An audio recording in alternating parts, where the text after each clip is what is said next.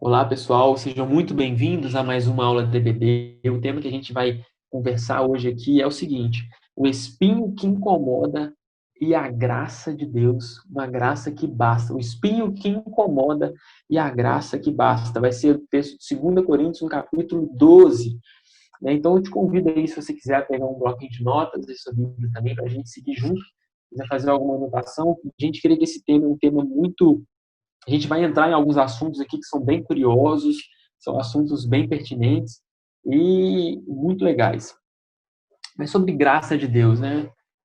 Ter um entendimento errado da graça de Deus é algo muito perigoso. Há quem diga, por exemplo, que um entendimento equivocado da graça pode conduzir a pessoa à desgraça.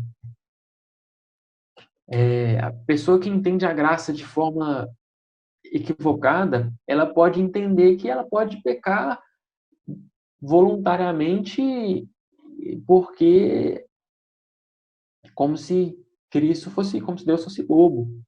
Então, o entendimento equivocado da graça, ele pode nos conduzir à ruína, por exemplo, né?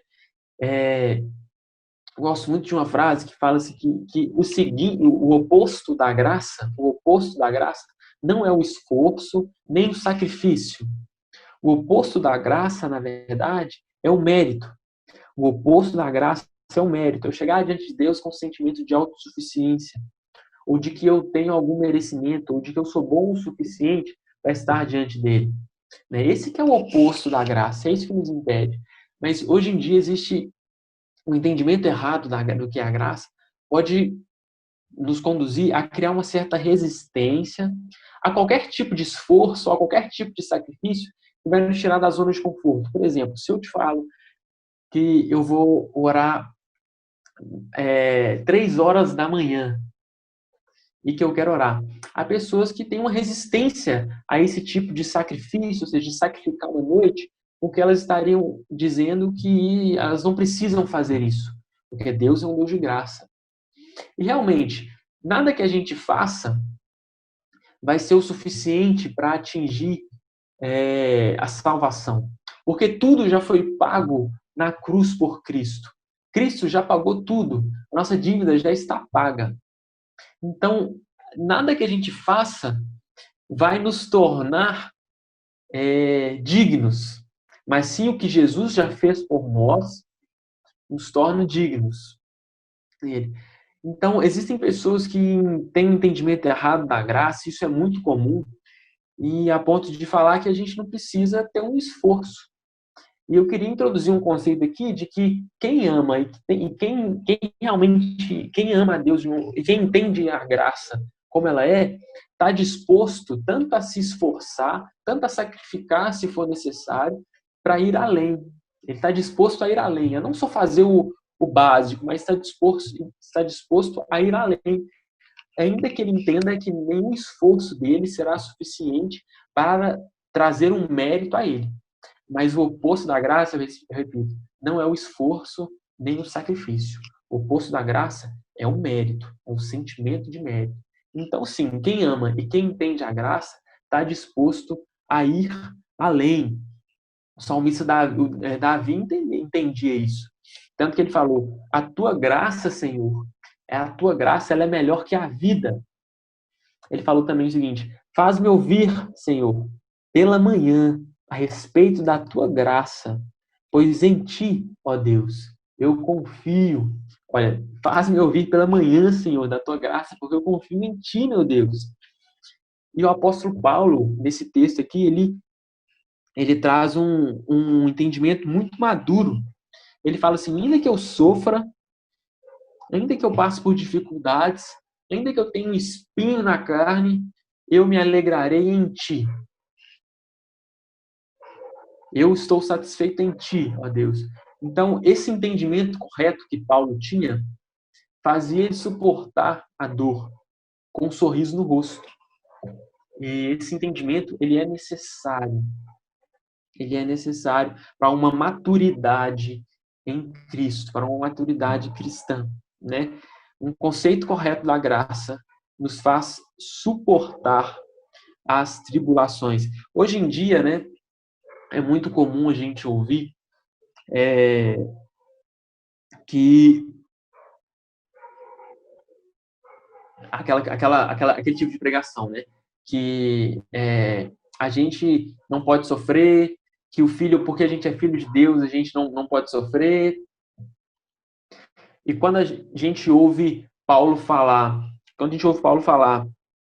que, que Deus virou para ele e falou: Paulo, a minha graça te basta, porque o poder se aperfeiçoa na sua fraqueza, no seu espinho, na sua dificuldade. Isso é algo que expressa maturidade em Cristo. Então, antes da gente ler o texto aqui rapidinho, eu queria falar. Nós vamos falar de pelo menos duas coisas muito legais. A primeira é que Paulo teve uma experiência sobrenatural. Se a gente ler o texto, vai ver que o texto fala que Paulo foi até o terceiro céu. O que isso significa, né? A gente vai entrar um pouquinho nisso e vamos falar também a respeito do espinho na carne. O que é o espinho na carne de Paulo? Será que é uma coisa? Será que é outra? Você sabe o que é o espinho na carne de Paulo? Né? A gente vai falar um pouco disso também. Tá bom? Mas antes eu queria ler o texto rapidinho aqui, 2 Coríntios, capítulo 12, bem rápido.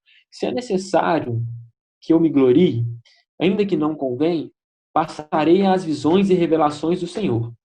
Conheço um homem em Cristo que há 14 anos foi arrebatado até o terceiro céu. Se no corpo ou fora do corpo, não sei. Deus o sabe. E sei que o tal homem, se no corpo ou fora do corpo, não sei.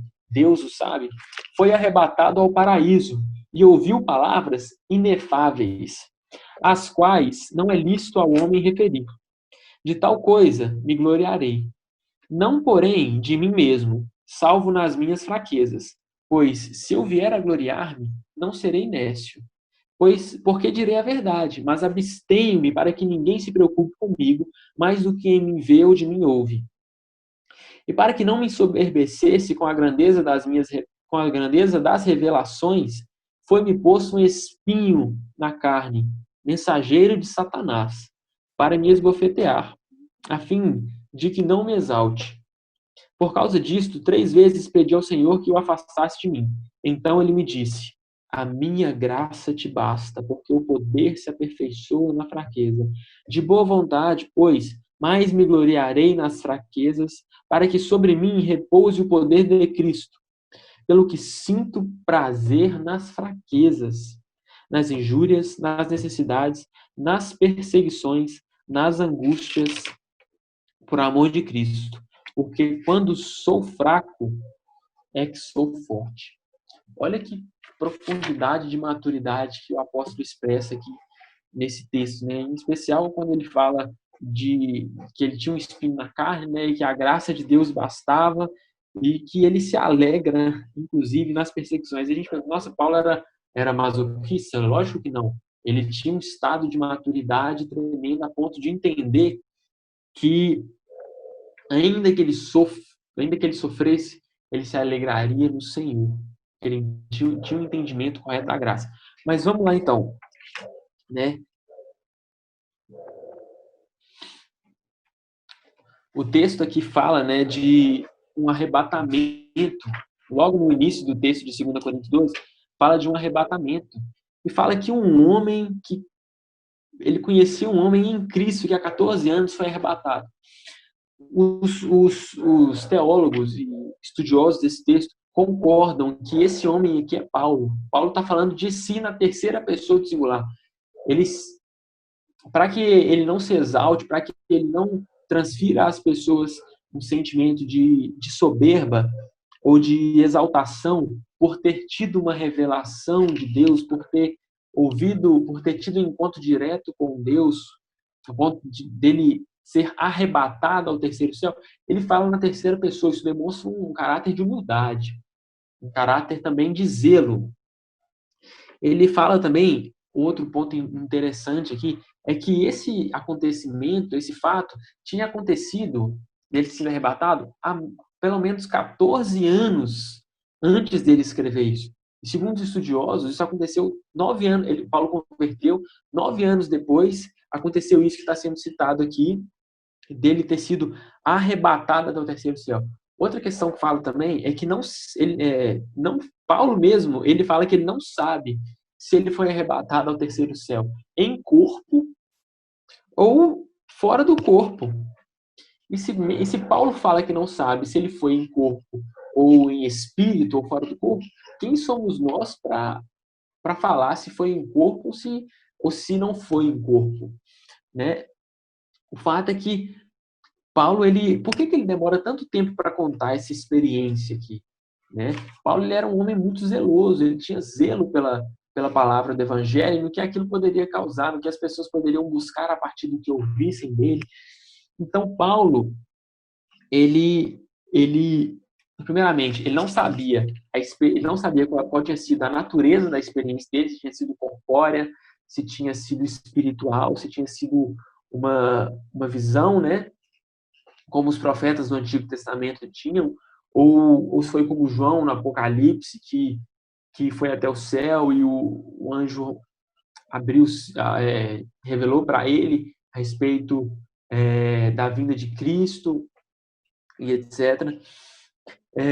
Então, Paulo não sabe qual foi o tipo de natureza que ele foi, se foi em corpo ou se foi em espírito, né? Mas ele demonstra que não foi algo que ele buscou, não foi algo que Paulo correu atrás disso. Foi o Senhor quem fez isso com ele, foi o Senhor quem o arrebatou e o conduziu até lá. Não foi algo voluntário que ele correu atrás, foi algo involuntário. Não foi algo que Paulo produziu, mas foi algo que, tipo assim, Deus o tomou, né? É, e Paulo, ele esperou 14 anos para falar isso. Porque talvez nesse tempo a experiência não tenha se repetido, né? É, então ele tinha extremamente zelo em expressar isso para as pessoas, em compartilhar dessa experiência, né? E Paulo, ele conta isso sem querer em momento algum chamar a glória para si. Tanto que ele conta esse fato na terceira pessoa. Ele não fala tipo, eu fui até o céu. Ele fala, um homem cristão foi arrebatado até o céu, né? Então, primeiro, a natureza dessa experiência é algo muito interessante. Sobre esse terceiro céu, é, é muito engraçado, né? Porque a nossa língua portuguesa, quando fala de céu, céu é céu. A gente pode falar de céu em relação ao céu que a gente vê, o visível. A gente, em alguns momentos, fala céu em relação às galáxias. E a gente fala céu também em relação ao ao ambiente de habitação de Deus, a morada de Deus, né? Aquilo que é invisível. Mas se a gente for estudar um pouco chamam de cosmologia judaica, né? O estudo do cosmos no judaísmo, e Paulo, ele era um mestre nessa área. A gente vê que eles falavam que o céu era colocado em 3 níveis, né? Primeiro nível era o nível que a gente vê, que era a atmosfera mesmo, o céu visível. O segundo seriam as galáxias. E o terceiro, ou seja, para além da atmosfera, né? Mas ainda material, as estrelas, a Via Láctea, e aquilo que está para além dos nossos algo muito distante, né? O segundo céu seria então o universo em si. E o terceiro céu seria referente à habitação de Deus. Seria um ambiente invisível. Então, essa experiência que ele relata é uma experiência onde ele fala que ele esteve na presença de Cristo, e que ele esteve na presença do Cristo ressurreto. E o texto que a gente leu fala que ele teve uma experiência de ouvir palavras inefáveis, e de que ele, inclusive, não poderia, a qual não é lícito a homem referir. Então, ele teve essa experiência e não se gloriou nisso. Então, a primeira coisa interessante aqui é a gente entender que, quando ele fala de que ele foi arrebatado, foi algo involuntário, não foi algo que ele buscou, foi algo que Deus proporcionou a ele essa experiência, talvez para que a fé dele fosse amadurecida a tal ponto dele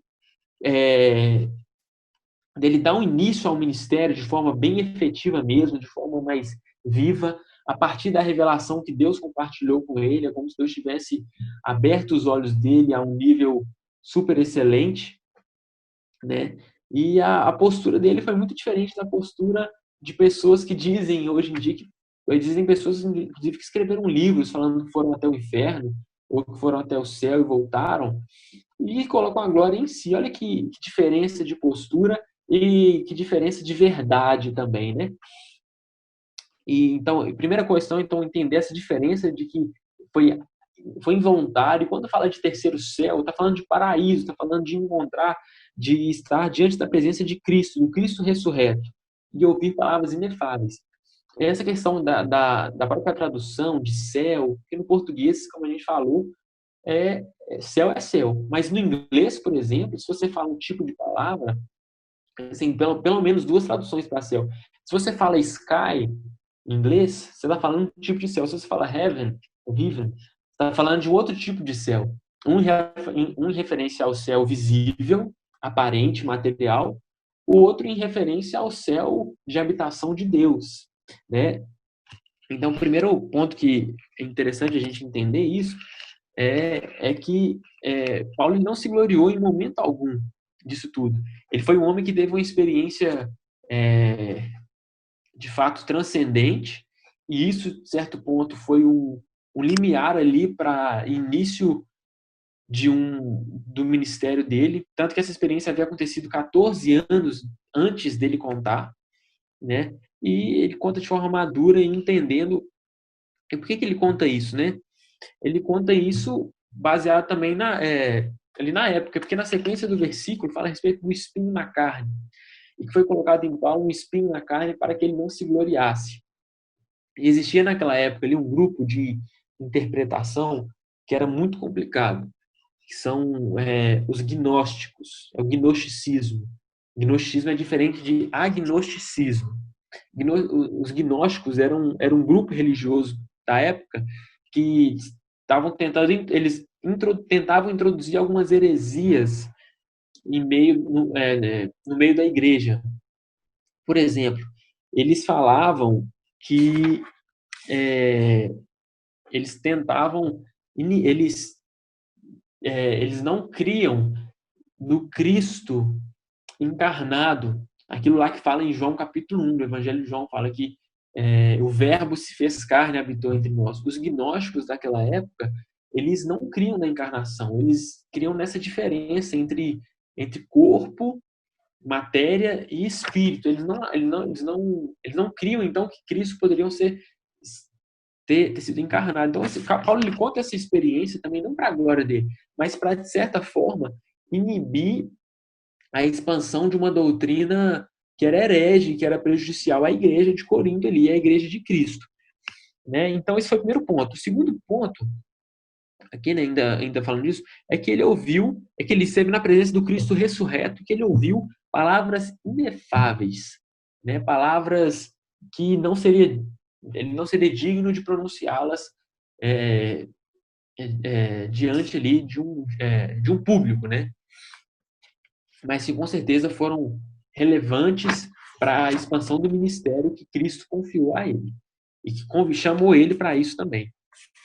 Segundo ponto que a gente quer conversar, e vou falar isso de forma bem rápida também, é sobre o espinho na carne, né? Aí a gente se pergunta, bom, o crente, por que o crente sofre, né? O crente deve sofrer? O crente deveria sofrer? E primeira pergunta, né? Que tipo de espinho é? Esse espinho ele significava o quê? Será que esse espinho aí era uma coisa ou outra? E durante a história da igreja, eu queria citar pelo menos 4 tipos de interpretação que tiveram, né, 4 propostas de interpretação sobre o que seriam esses espinhos na carne.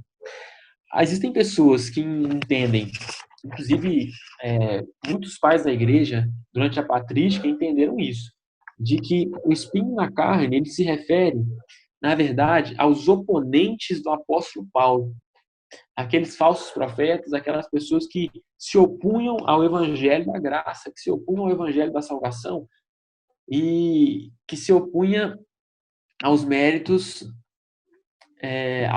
pessoais, mas sim depositados em Cristo. Então, há uma linha de interpretação que crê que quando Paulo fala do espinho na carne e que os mensageiros de Satanás seriam referentes aos oponentes do apóstolo Paulo na expansão do ministério, né?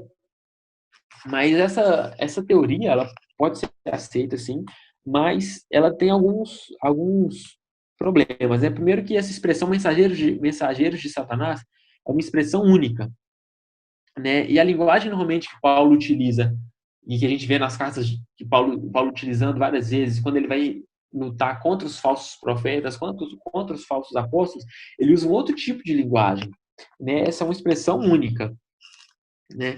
Então, ele normalmente usa uma linguagem diferente quando ele vai falar contra os falsos profetas. E Paulo também, se a gente observar o contexto aqui, a gente vê que o contexto que a gente mesmo leu, no versículo 7 ao 10, parece que Paulo está falando de algo assim, de uma experiência muito pessoal, de uma experiência nova desse espinho na carne. Não algo que era corriqueiro, como lutar contra falsos apóstolos, aquela corriqueira. Ele fala aqui de uma experiência pessoal, uma experiência ali, inclusive que ele queria se livrar dela, né? E os falsos apóstolos, ele ao longo de todo o tempo ele fala de outra forma. Então que ele está falando de algo que ele queria se livrar, né? A segunda linha de interpretação quanto a esse espinho na carne, essa questão, seriam, na verdade, algumas pessoas entendem, né? Inclusive durante a Reforma Protestante, Calvino foi um dos que entendeu isso, né? Que o espinho na carne o espinho na carne, na verdade, seriam os conflitos morais e os conflitos pessoais do apóstolo Paulo. E eles entenderam isso por causa da palavra carne, né? Espinho na carne. Então, muitas pessoas entendem que o espinho na carne seria referente a conflitos morais, pessoal, ou seja, o bem que eu quero fazer eu não faço, o mal que eu quero, esse sim eu faço.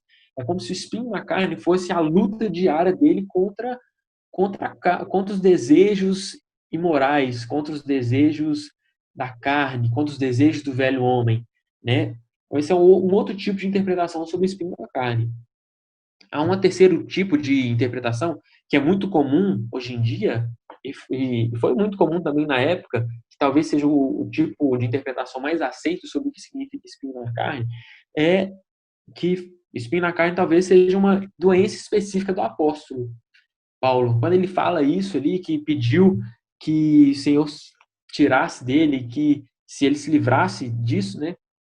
Então, muitas pessoas entendem que seria, na verdade, uma doença do apóstolo. E que talvez essa doença fosse a cegueira.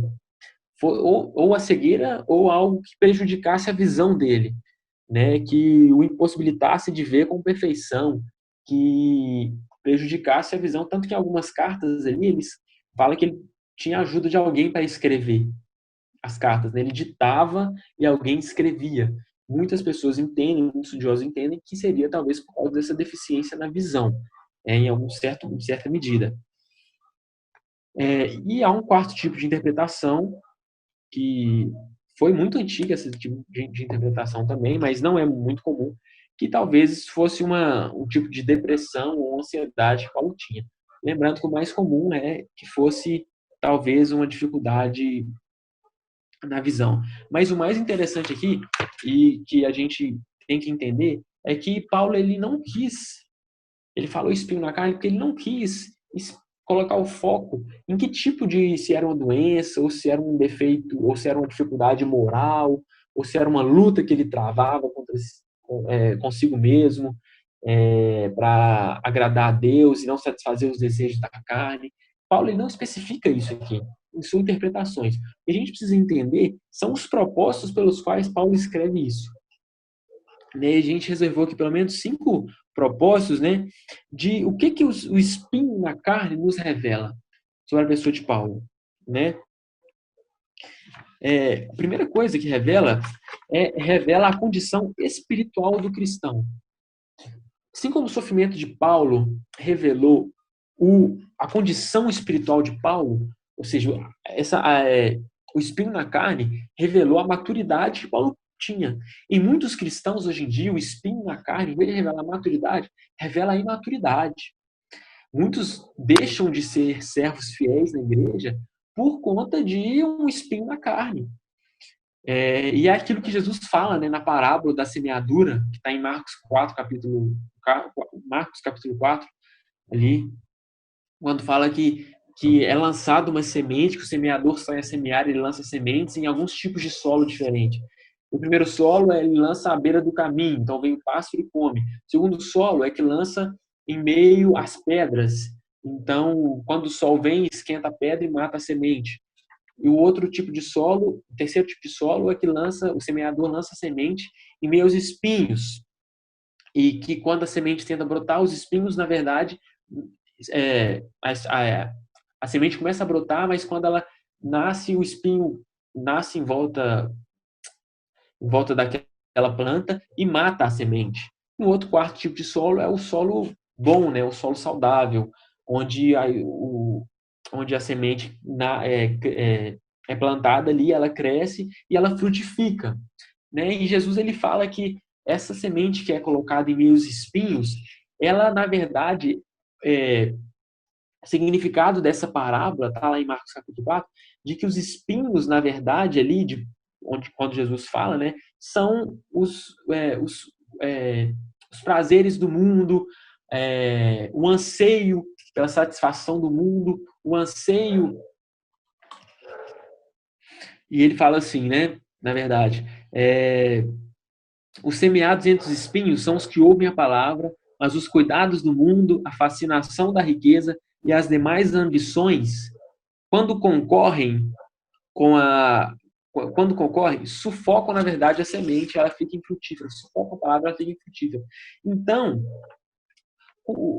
uma das funções do espinho na carne é revelar o caráter desse cristão. Se ele é uma pessoa, ele revela a condição espiritual. Em Paulo revelou que ele tinha uma maturidade espiritual. Em muitos cristãos, quando vem os espinhos ali, eles na verdade sufocam a palavra, porque não tem ainda uma maturidade espiritual para discernir que o sofrimento, na verdade, ele deve ser motivo de alegria, porque a tribulação produz a perseverança e produz em nós virtudes, nos aproxima de Deus. Tem até um livro que eu queria indicar, que ele tem até em audiobook, se você não for muito um leitor se você não for muito apegado à leitura no papel, você pode ouvir o livro enquanto você lava a louça, enquanto você caminha, que é O Peregrino, é um dos livros mais lidos do mundo. Há quem diga que depois da Bíblia é o livro mais lido, mas eu não sei essa não tenho, não sei da veracidade dessa informação, mas o que importa é o seguinte, que esse livro ele fala a respeito disso também, das dificuldades que o cristão encontrou ali no caminho estreito e que muitas pessoas tentaram conduzir ele para trás, mas porque ele tinha os olhos fitos em Jesus e fitos na eternidade, ele perseguiu o caminho mesmo em meio a dificuldades ali. E o cristão ali, ele chegou no alvo, foi na morada celestial, né? Então esse livro, eu indico muito esse livro para que você ouça, ele está disponível no Spotify, para que você ouça, são aproximadamente 5 horas e 20 minutos, mais ou menos, de leitura ou de ouvir o áudio, né, que é um audiobook. Então, te indico muito a ler aí, fala muito sobre isso. Então, primeira função, talvez, o que o espinho revela é a condição espiritual do cristão, né? Então, de quando você passa por alguma dificuldade, por algum sofrimento, como tem sido as suas atitudes? Elas têm revelado um caráter aprovado ou um caráter que precisa ser moldado diante do Senhor? Segunda característica o espinho revela é que o espinho, ele, para tornar o cristão humilde. E a gente lê o texto, a gente vê que o espinho gerou em Paulo um coração humilde, né? Eu até anotei uma coisa interessante aqui, ó, fala o seguinte: o espinho tem uma relação direta com a prevenção em Paulo ter uma visão exaltada de si. Ou seja, o espinho foi uma espécie de prevenção para que Paulo não tivesse uma visão além de si do que ele deveria ter, para que ele tivesse uma visão exaltada de si, até porque ele teve uma experiência espiritual sobrenatural, né? Então, isso é algo muito interessante, né? Beleza. Terceira característica, terceira questão que o espinho revela, né? O espinho revela e faz com que o cristão reaja a respeito de si mesmo. Por exemplo, a palavra fala que Paulo, ele 3 vezes pediu ao Senhor. Então, o espinho ali colocou Paulo numa condição diante do Senhor de necessitado, a ponto de pedir ao Senhor e se derramar diante da presença do Senhor, né? E por mais que Paulo ali ele não tivesse obtido a remoção do espinho, mas Paulo saiu mais encorajado, mais fortalecido, e os ganhos a partir disso foram muito além do que a retirada do espinho. Né? Os ganhos em virtude foram muito além do que a retirada em si do espinho. Né? Uma quarta questão é que o espinho ele auxilia no processo de aperfeiçoamento no cristão do poder de Deus. O que isso significa? A resposta que Deus deu a Paulo foi: não, Paulo, a minha graça te basta, porque o meu poder se aperfeiçoa na fraqueza. É, essa resposta de Deus, ela não trouxe decepção para Paulo. Pelo contrário, ela, ela, ela mostrou para Paulo que seguir a Cristo não significa ausência de dor. Inclusive, ausência de dor ou de perturbação. Inclusive, Paulo era constantemente muito perseguido, era um homem que passou por diversas necessidades, diversas dificuldades. E quais são as dificuldades que nós talvez passemos, né? Passemos no nosso dia a dia? Será que o cristão pode sofrer? Se respondendo a questão, sim, o cristão pode sofrer, sim. Mas ele sofre, ele está diante de uma tempestade em paz, porque ele sabe quem que é o Senhor que o sustenta realmente. E ele entende a graça de Deus que se aperfeiçoa diante de uma fraqueza ou diante até de um espinho que está na carne. Então Deus ele fala ali para Paulo: Paulo, não removerei o espinho, mas eu farei algo melhor ainda. Eu darei a você a graça para suportá-lo, né? Então a gente vê que muitos cristãos hoje em dia pedem para que Deus retire algumas montanhas da vida dele. E Deus, na verdade, ele dá a capacidade para que esse servo do Senhor passe por cima das montanhas, para que ele caminhe, para que ele suba os morros, enfrente as dificuldades, e Deus dá a graça de que ele chegue ao destino final. Não que ele remova a montanha, mas que ele trilhe o caminho em paz, em alegria e gerando os frutos e as virtudes do Senhor no seu coração. Então, concluindo aqui, sendo bem rápido, o modo como o apóstolo Paulo lida com o sofrimento, lida com o espinho na carne, e também o modo como ele lida com as revelações que Deus proporcionaram a ele para que ele fosse um servo bem relevante naquele tempo. Então, o modo como ele lida com o sofrimento serve de modelo para todos nós, para todos os cristãos, né? E por mais que não haja um desvelar, entende os propósitos daquele espinho. Talvez o objetivo de Paulo não tenha sido realmente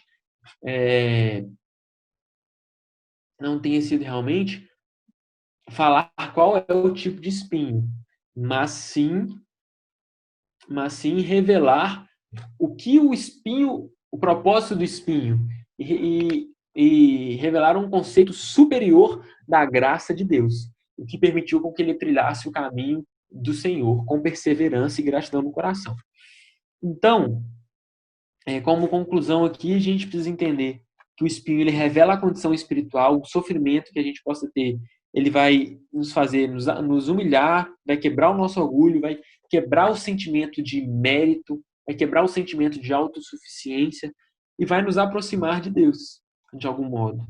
E a ponto de agregarmos um entendimento correto da graça de Deus e aperfeiçoarmos no poder que Deus oferece a nós. E então, amém. Esse foi um pouco da lição. Nós estamos já essa foi a penúltima lição da revista A Carta aos Coríntios. Semana que vem vamos falar a respeito das questões finais da carta, né? E que Deus te abençoe, que Ele te dê essa graça de encarar as dificuldades da vida no temor do Senhor e com gratidão no coração. Porque Deus ele sempre concede a graça que basta, mesmo em meio aos espinhos. Amém? Para finalizar, eu queria indicar mais um livro também, que fala a respeito da graça barata, que é algo prejudicial, que foi o que eu comecei falando, né? Que é um livro de um pastor alemão, né? Ele morreu na época do Hitler, ele morreu, inclusive, lutando contra o nazismo em si. Foi o Dietrich Bonhoeffer. escreveu um livro chamado Discipulado. E esse livro também tem no Spotify, você pode ouvi-lo em audiobook, são 10 horas de escuta de áudio, né? Uma pessoa lê para você enquanto você lava a louça, enquanto você caminha, né? Mas eu indico ainda a leitura no livro físico, né? Mas enfim, o importante é ter um contato aí com esse conteúdo. E te indico também a estar buscando no Senhor essa dependência de Deus e estar buscando em Deus a resposta para as dificuldades, os sofrimentos que nós, ao longo da vida, possamos enfrentar. Então, que Deus te abençoe e te conceda a graça de confiar nele e caminhar nos propósitos dele. Amém? Que Deus te abençoe.